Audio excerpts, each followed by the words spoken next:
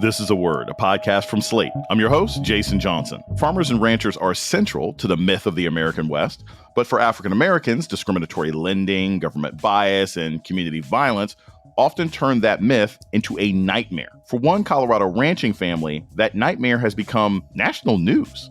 We've seen throughout history where, when Black people move places, there are forces, whether political or police, that can collaborate to get you out of your land.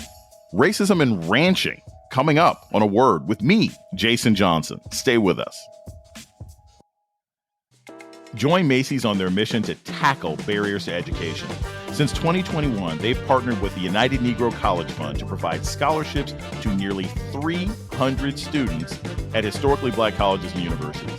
Help Macy's and United Negro College Fund continue their impact by rounding up your purchase in-store or donating online this month to help fund scholarships for HBCU students. Learn more at macys.com/purpose.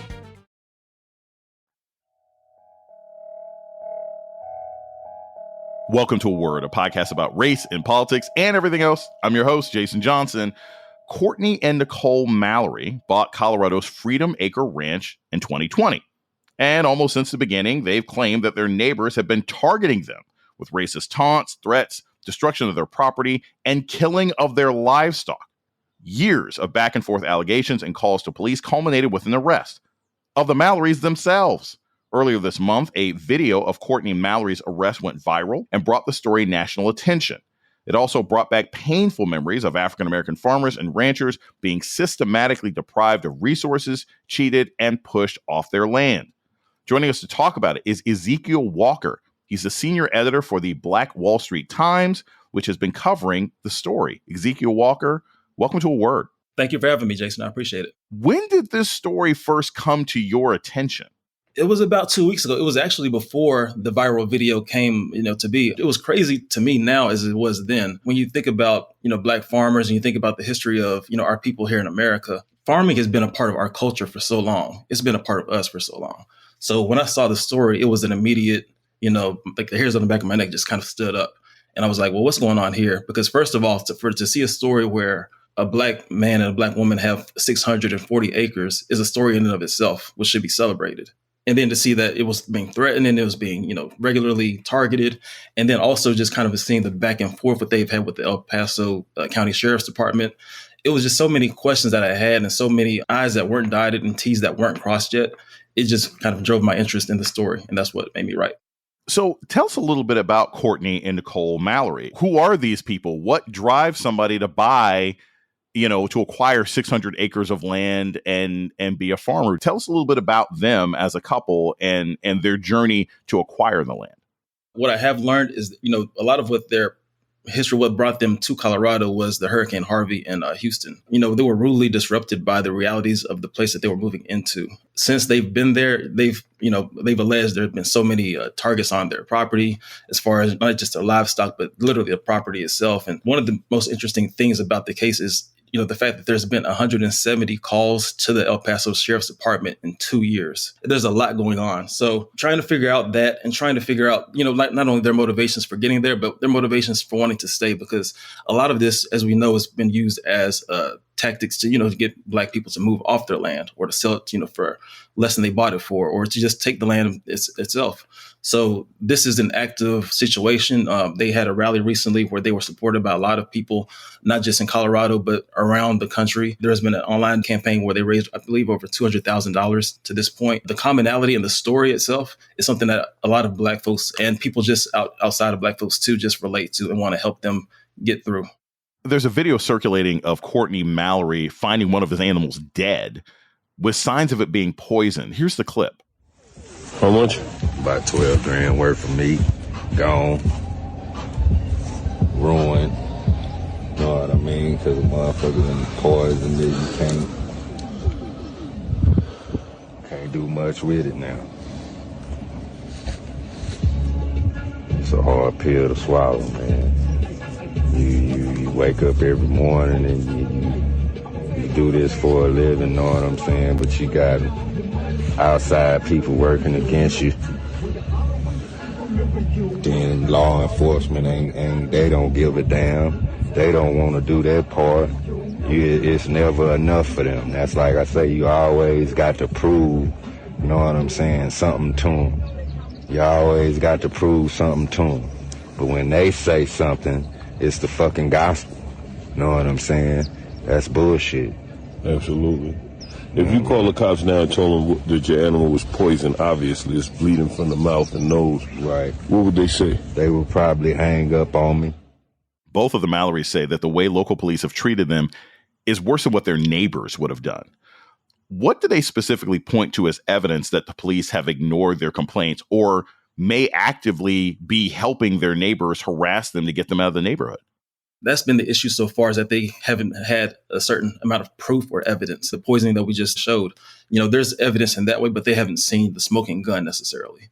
So the community itself has not necessarily been inviting to the Mallerys since they've arrived as well. El Paso County Sheriff's Department has reached out to a lot of the people in the community to actually motivate them to get them out of their community.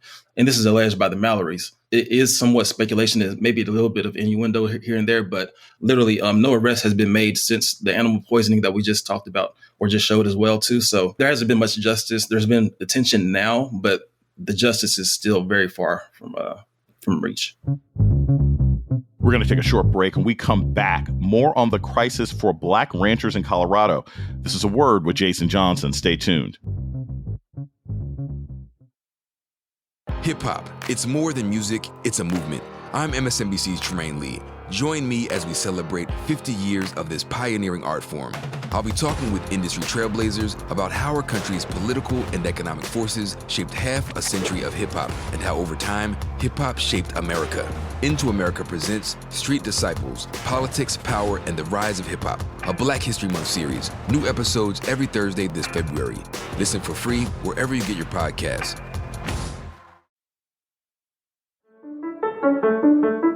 This is Jason Johnson, host of A Word, Slate's podcast about race and politics and everything else.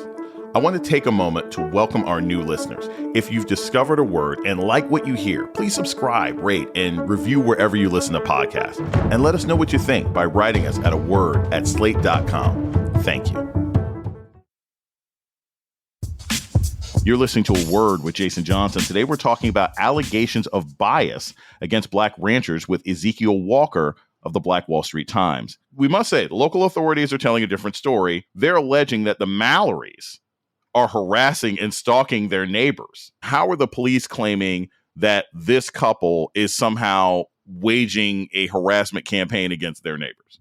That's the crazy part, because both of them are allegedly slinging somewhat of the same allegations towards each other about stalking and about harassment and about, maybe you shouldn't be on my property at this time or you are on my property. They've taken cameras on each other's property to film each other. So there's been a lot of ugliness to this whole thing for the last 2 years, because for 170 calls to be made to the same sheriff's department, a lot's been done in 2 years. And on February 7th, Courtney was arrested on felony stalking, petty theft, and tampering with a utility meter. Now, I say that to say, he was arrested for that, and sure, there's going to be a case filed later for that actual dispute. But a large part of what's happening for him and for Nicole is that they're not being responded to in the same amount of urgency. And we know this within, you don't have to be in a rural area. You can be in the inner city or anywhere to know police typically respond slower to Black calls, unfortunately. But for them, they're trying to get, necessarily a restraining order. And they had a temporary protection order in December 2021, alleging that Teresa Clark, which is, the white neighbor, was chasing her in her vehicle, stalking and pointing guns, but nothing was done to her. She wasn't brought in for questioning. So a lot of what we're seeing is the kind of like one-sidedness to the police and what they're doing to the Mallerys in this particular case. So here's the thing, and I want to understand this for context.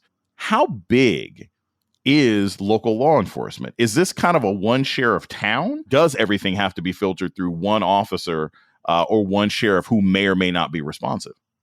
It seems to be with the culture of the sheriff's department itself. Both the Mallerys have stated on multiple occasions that they felt that the police have let them down, numerous times in this, because they've felt in a new area, in a new state where they don't know anyone. Whenever there's a problem, they need to contact law enforcement. And so far, they felt that they've been ignored, and not only ignored, but they feel like law enforcement may have been conspiring against them as well.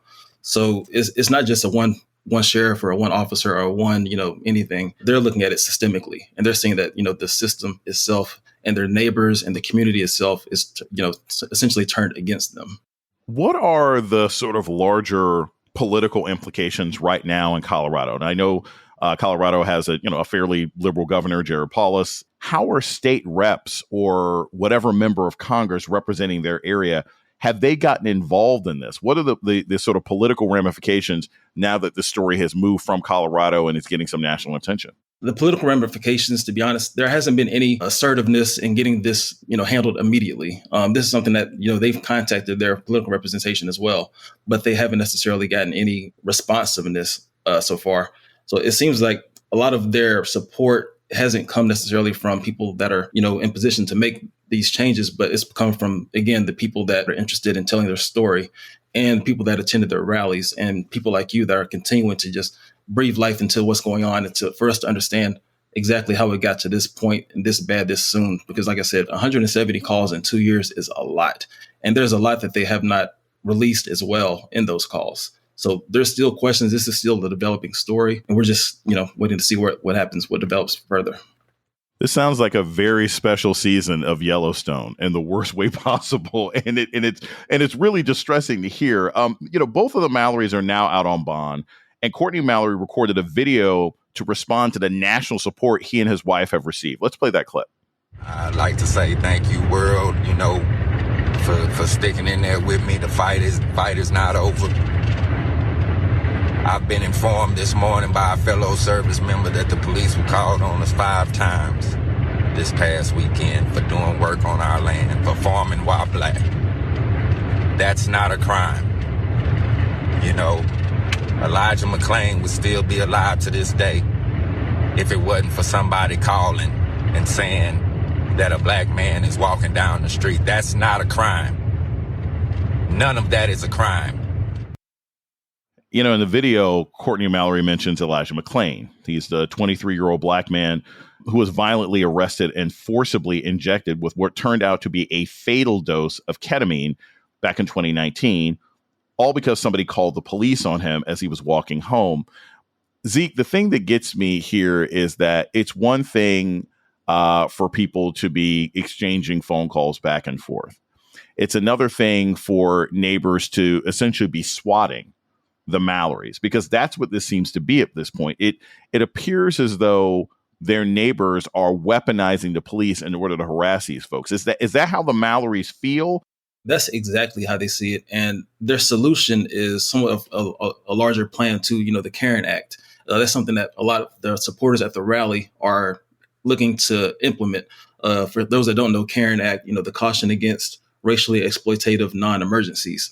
When people call police on black folks when black folks aren't doing anything but being black folks. Essentially what it means.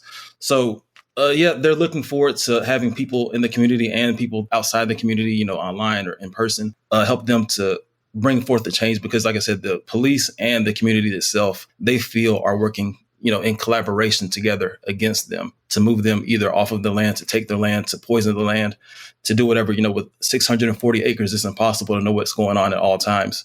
So there's been a lot of attention to it, which is positive, but it's still a developing situation and they don't know exactly how it's going to turn out right now. We're going to take a short break. When we come back, more about allegations of racism at the Freedom Acres Ranch with journalist Ezekiel Walker. This is A Word with Jason Johnson. Stay tuned. Before we start, I want to tell you about a Radiotopia show, The Stoop. It's an award-winning podcast hosted by journalists Leela Day and Hannah Baba that tells stories from across the Black diaspora. Leela's African-American. Hannah is Sudanese-American, and they get personal about what it means to be Black today. They're in their 8th season, and together they explore Black life through intimate conversations and reporting that digs deep into the lived realities of being Black, the joyful, the painful, and everything in between. It's personal, it's communal, it's where you let your guard down and just get real. Join Leela and Hannah on The Stoop from Radiotopia. You're listening to A Word with Jason Johnson. Today, we're talking about allegations of racism in ranching with Ezekiel Walker of the Black Wall Street Times. Ezekiel, What could be the ultimate motivation here? Is it an attempt to just get the Mallerys off the land? Do you think there could be larger forces at play that want to buy the land from them? Because what we've often seen with harassment of Black farmers is that large agribusinesses and bigger white-owned ranches and farms weaponize the state to harass people off their land so they can buy it at a cheaper rate. Do you think that's going on, or really is this just sort of a neighbor dispute? I mean, Jason, I don't see why we have to choose either or, honestly. I think a lot of it has to do with, just the envy that comes along with seeing Black people doing well in areas that we're not typically in. The Mallerys came from nowhere and they automatically became their neighbors. And I'm sure their white neighbors saw them as their Black neighbors and not just their neighbors. We've seen throughout history where, when Black people move places, whether it was during the Great Migration or even, I live in the South, whether you stay where you are, even in the South, there are forces, whether political or, police, that can collaborate to get you out of your land. And unfortunately, it's been a recurring theme. I know there are a lot of restorative efforts now to return land to, certain Black people and their families and things like that. But there's no reason why this couldn't be both. I want to talk a bit about your publication, the Black Wall Street Times. You guys are headquartered in Tulsa, Oklahoma, and you're named after the historic Black Wall Street there that was destroyed in the massacre of 1921. Over the last century, there's been sort of extended conversations about paying back, or at least in some way acknowledging by the state and local businesses what occurred. There are only, I think, 2, maybe 3 survivors of the Tulsa attack in 1921. As a paper that's based in Tulsa and Black Wall Street, what has your paper's position been? And have you had conversations with people like Demario Solomon Simmons, who's been the lawyer and advocate for the remaining survivors, and finally getting some real reparations, not just from the state, but possibly from the federal government? Definitely. And we know this is a statewide and federal issue, but the paper's founder is Nehemiah Frank. He's been very involved with reparations in Tulsa and fighting for this and fighting for the descendants of the Tulsa race massacre in 1921. Right now, it's a fight that we're continuing to fight because it's not going to be one that's easily won. Unfortunately, they've been blocking and they've been stalemating a lot in the last, I would say, 2 to 3 years since I became personally involved with it. So I know that it's going to be a long fight, a long battle, but the fight for reparations isn't one that's just going to be dismissed. That's not what's going to happen. We're going to continue to fight for our people. We're going to continue to fight for them. We're going to continue to fight for the people of Tulsa, Oklahoma, America. We realize that the story is so universal that it has to be handled and dealt with universally too. It can't just be, well, we got them reparations, but what about the rest of us? So, to answer your question, yes, we are definitely working to address that for the descendants of the massacre, because if any of us deserve it, they do. But we also care about the whole of us as well. This is the other thing that I think I want the audience to really understand about what's happening in Colorado. We hear stories all the time of Black people moving into neighborhoods and being mistreated. Part of what makes the Mallery story interesting is it blows up this notion and the stereotype that rural America is all white. It's not. It's never been all white. There have always been Black farmers. There have always been Black ranchers. They usually just get kicked off of their property. So between working for a paper that's based in Tulsa and doing a story about Black ranchers in Colorado, what's the other message that you want sort of the public to understand about Black people who don't live in major cities? What else do we need to understand about the story of rural Black America that all too often is ignored if you're not talking about people in the Mississippi Delta? There are so many different types of Black people in America. And one of the things that I've learned and loved so much about, this job that is being senior editor is I've been able to cover all types of Black folks. And I love it because there are so many different things that we're interested in, so many things that we're doing. So when I learned about this story with Black ranchers, it honestly made me reflect on a story I'd written last year about a Black birder, people who watch birds in the communities and document and talk about it. It's a whole community. And for me, that was my first time learning about it. And I think once you learn more about people doing things outside of what you expect them to do, it kind of raises your own expectation for those people. What can we say now is likely next in this case? The Mallerys are out. The harassment has continued. Phone calls are still being made. They've talked to politicians. What's the next step? Is it just, fighting against their arrest? Are people marching down to protest about their neighbors? Are they trying to get the sheriff replaced? What's next in this case? Well, there are a couple of court dates coming up. Her neighbor, Teresa Clark, was arrested in September of 2022 for allegedly walking on their property and filming the Mallery's cameras. So like I said, that's set for April. You know, I always like to end the podcast on a positive note, give people things they can do, ways they can engage, ways they can be supportive. So how can people support the work that you're doing at the Black Wall Street Times and the paper in general? Well, thank you, Jason. I appreciate that question. Definitely visiting the site. We have a newsletter there. We always have programming throughout the month. Black History Month is still big for us. It's Black History every day at Black Wall Street Times, but we particularly like to show a little extra love this month. But definitely check us out. And again, thank you, Jason, for the question. I appreciate that, man. Ezekiel Walker is the senior editor of the Black Wall Street Times. Thank you so much for joining us today on A Word. Thank you. And that's A Word for this week. The show's email is aword@slate.com. This episode was produced by Kristie Taiwo-Makanjuola. Ben Richmond is Slate's Senior Director of Operations for Podcasts. Alicia Montgomery is the Vice President of Audio. Our theme music was produced by Don Will. I'm Jason Johnson. Tune in next week for A Word.